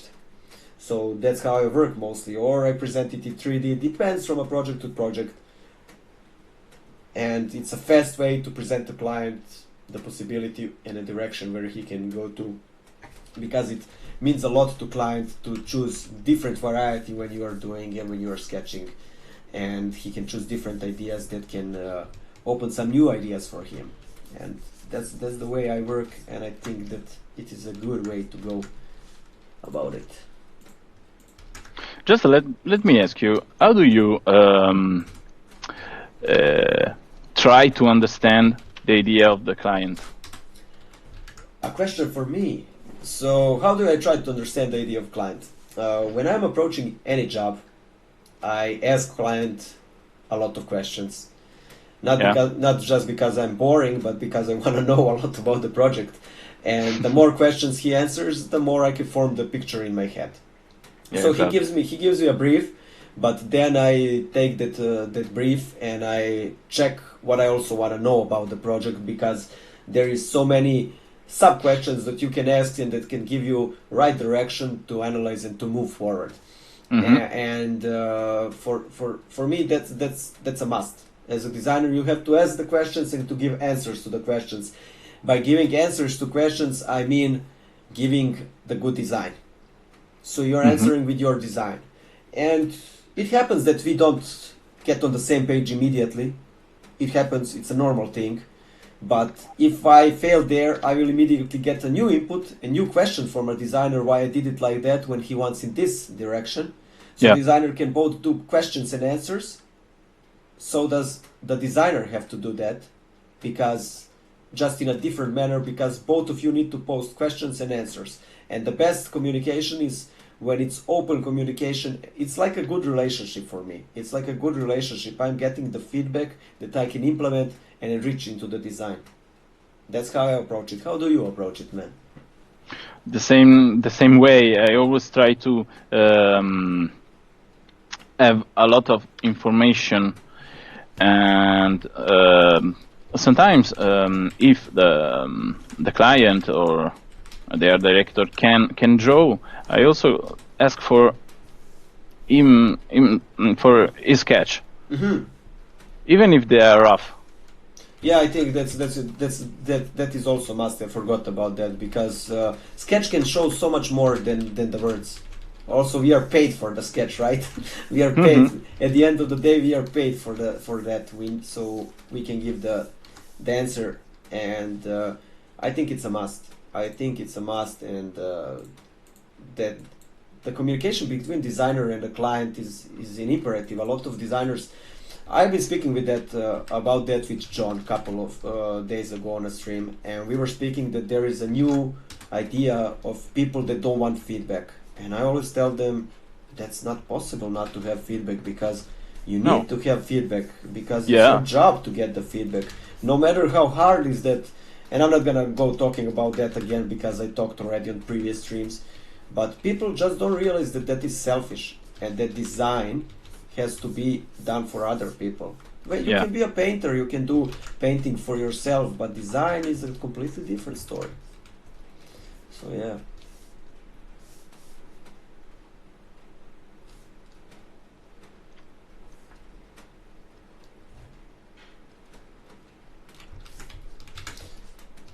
Okay, I'm done. Are you ready to go to Keyshot? Maybe we can go to Keyshot in that direction, because we are already on 140 and I wanted to be a stream of 130, but we can maybe go to Keyshot and check how it's looking. Yeah. I'm just adding the last bolt, maybe the two last bolts. Perfect. In a rough way, isn't it important? Yeah, details are very important. For me, when I see something off, it's my professional deformation that I go crazy. I'm like, what the hell is this? What am I looking at? Why? Yeah.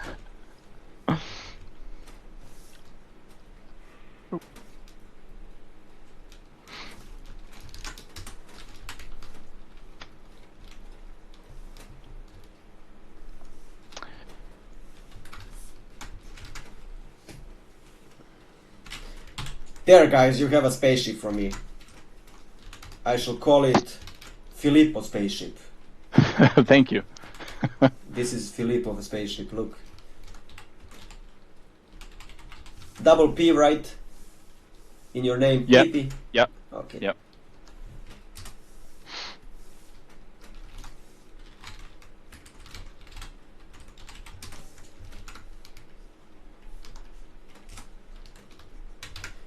There it is. So guys, you see, I will let Filippo prepare for Keyshot and I will talk while he does that. You see guys, we started from this, and as you can see, it was a messy sketch, and we came to here in less than 45 minutes or something like that. It's super fast technique that you can use for, and I love using it because it gives so much options. So I see that Filippo is in keyshot, and we are going to see him render. Yeah, I used to create the background previous. You want to create Just the because, background? yeah, I can drag and drop directly on keyshot. Is changing the resolution of the color of the Yeah. background too, of course. I see.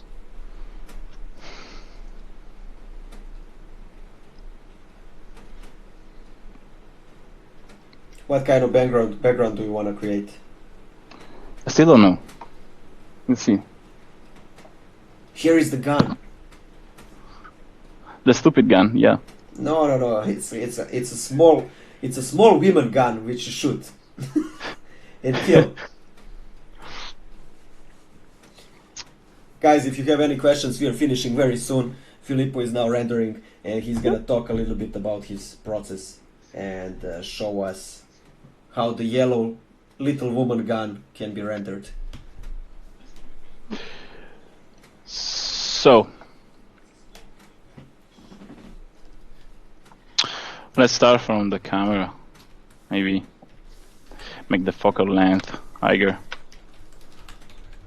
just to avoid to have too much deformation of the perspective. Mm-hmm.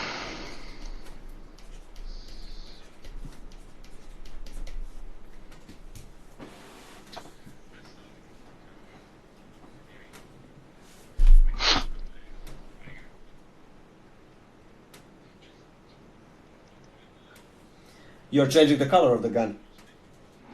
Yeah, just because I drop a random material from there. Is it? It's a keyshot. Those are the default materials in keyshot, right?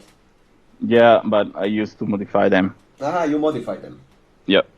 Yeah, they have a little bit cartoony style to them. You wanted it like that, a little bit. It's like Yeah, illustration yeah, style. It was like that also in the you see in the Sketch. sketch. Yeah, It's kind of cartoony. Yeah. It's not even cartoony. It's I'm gonna call it gamey. I'm gonna call it gamey because it looks like for a game that it's already in a game.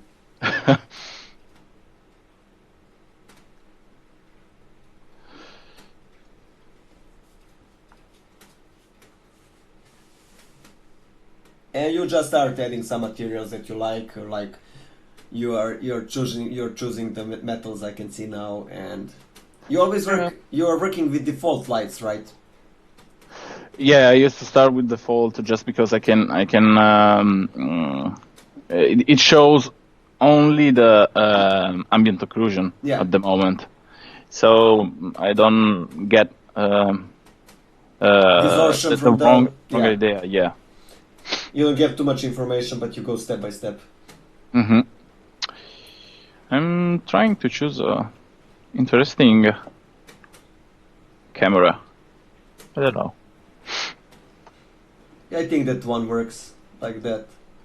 I will do a different stuff. Sure.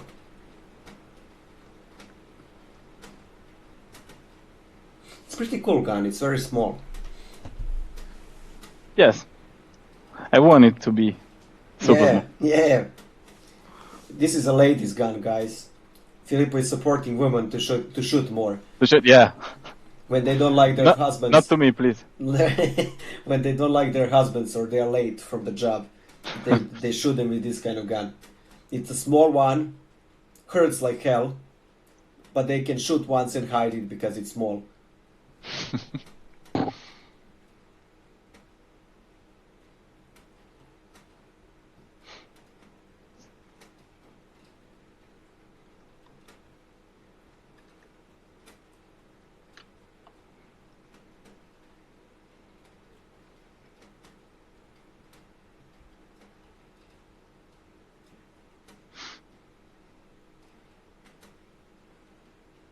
How many colors do you like to have on your design? What is the most that you like to have on your design? As I said, I used to focus on values more than colors. Mm-hmm. and at the moment I'm focusing on values. I try to use different metal with different values, just to have a different feeling. Oh, I forgot the button here. No problem. Ah, you didn't import the button. No, I didn't do it. Nah, no worries.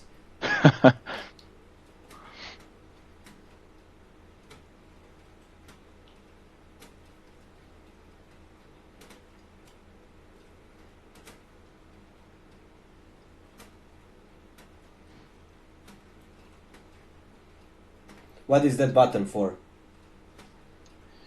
In English is the save. The save button. But what is it on your design? Is it when you kill your husband, you press that button and the gun disappears? No? Maybe not. I'm just making ideas, man. Just making ideas.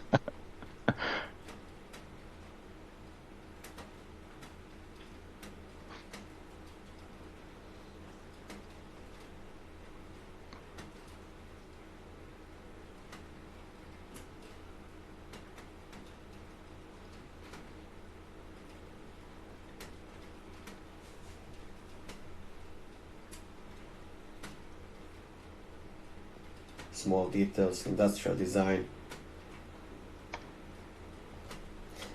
Guys, we are in last 5 minutes of the stream. Please do ask some questions if you have. And we are finishing soon. I hope that you learned a lot, because Filippo showed us a lot today and you literally saw the whole process. This is the exact process that he would use in designing anything. Maybe it will take longer because there will be more details, but the process is always same. You saw the power of fusion. You're now seeing the power of key shot. And he literally designed one gun in 2 hours, guys. So for client work, this is amazing.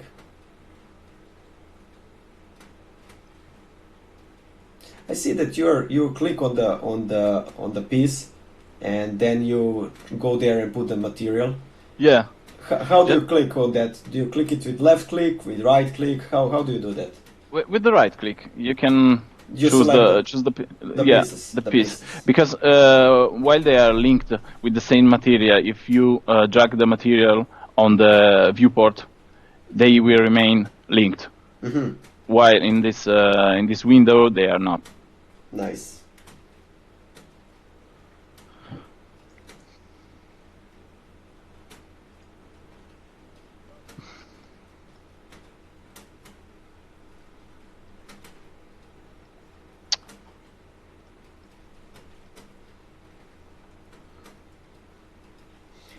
For me, green color is a very specific color, and when I'm designing it, I try to avoid it mostly because somehow I have a feeling that it can break or make design literally, and for me that's one of the colors that I try to get away from, you know. Yeah, it's dangerous. Very because dangerous. as you can see, I have no more shadows. It's kind of burnt. Yeah. But with a good light, you can save that.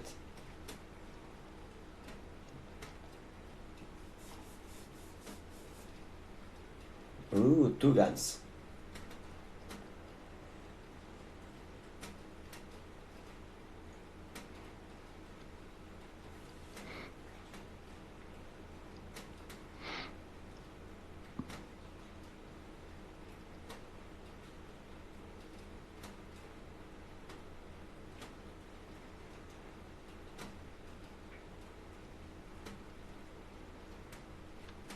Oops.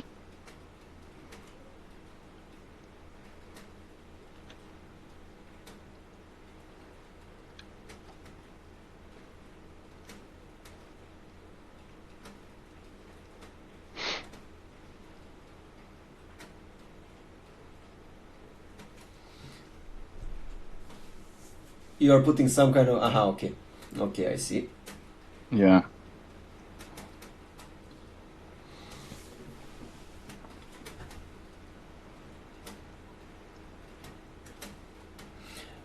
Can you send me that when you are done? I would like to have that image and post it on Facebook. Yeah, of course. Perfect. Because this was a really nice stream. People learned a lot. Thank you for that. Thank you.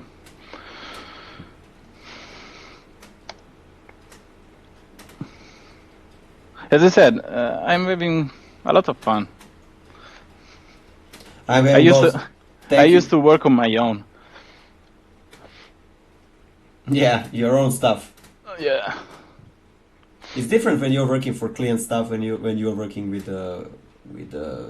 for a client and for yourself. Of course, it is totally different. Like people don't realize that until they start working with clients.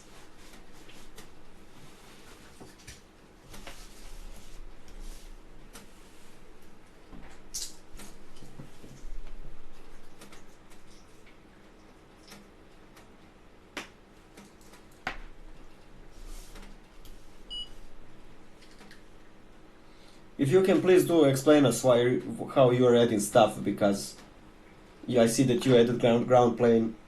Yeah, but I don't know if I want to use it, and you're just testing. Because, yeah, I'm testing. I don't know what to do with that.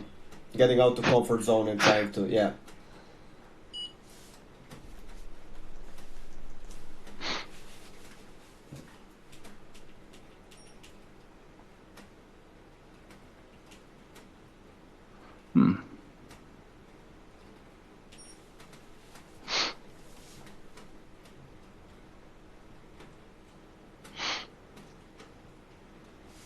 God.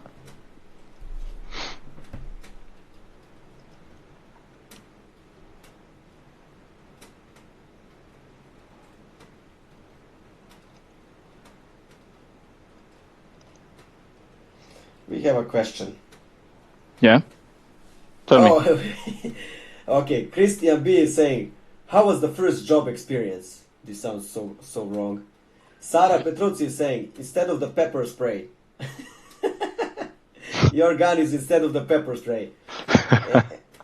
I think that pepper spray can't stop, man, but it's a good idea. I like it. Let's call it. Can we call it pepper spray gun, man? Yeah, I'll do it. Do you want to change the color, or we will keep it like this? It's like Karim Rashid pepper spray, because he uses that kind of colors, you know. And maybe, yeah, it's definitely Karim Rashid, like color of it, and it would be a pepper, and you can sell it to restaurants, and they use it for a pepper. Oh my God, I have some crazy. Yes, here. I will do it. Andrea is here. Just joined the stream. I'm a big fan of your works, Filippo. Thank you. You have a fan, Filippo. It's cool. So Christian is saying, how was the first job experience for you, Filippo? I don't remember. Oh my God, how old are you?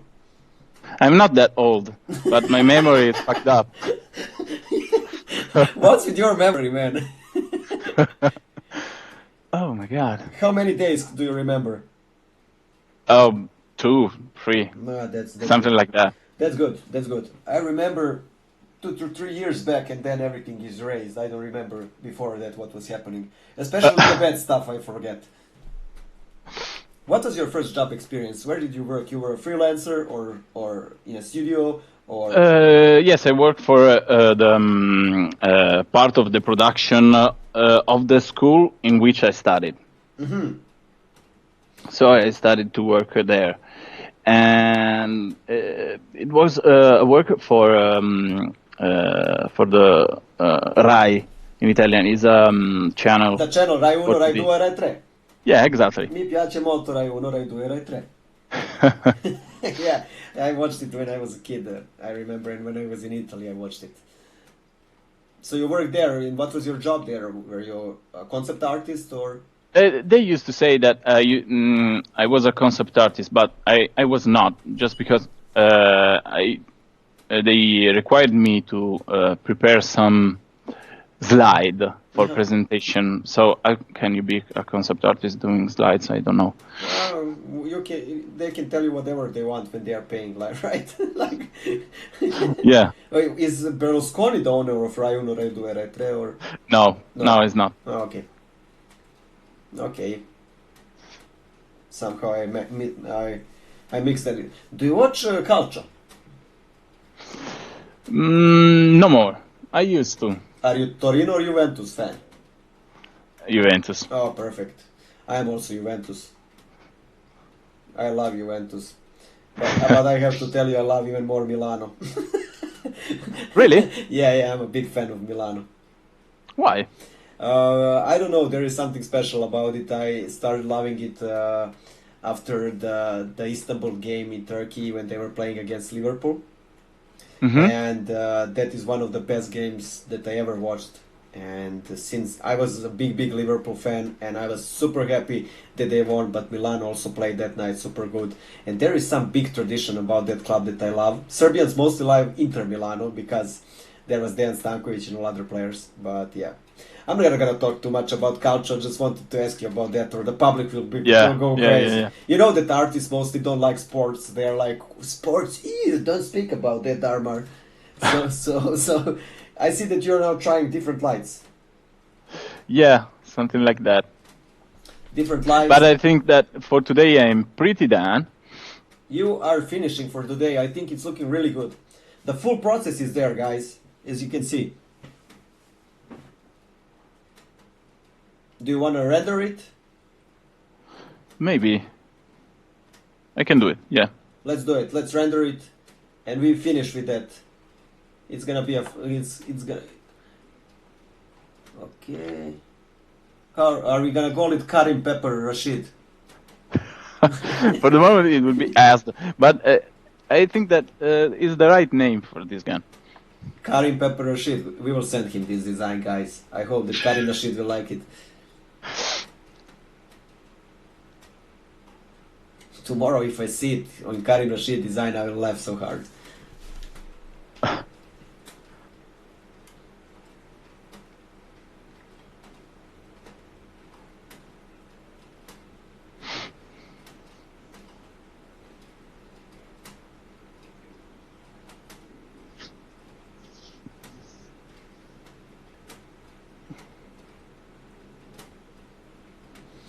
And there is the render, guys. We are finishing.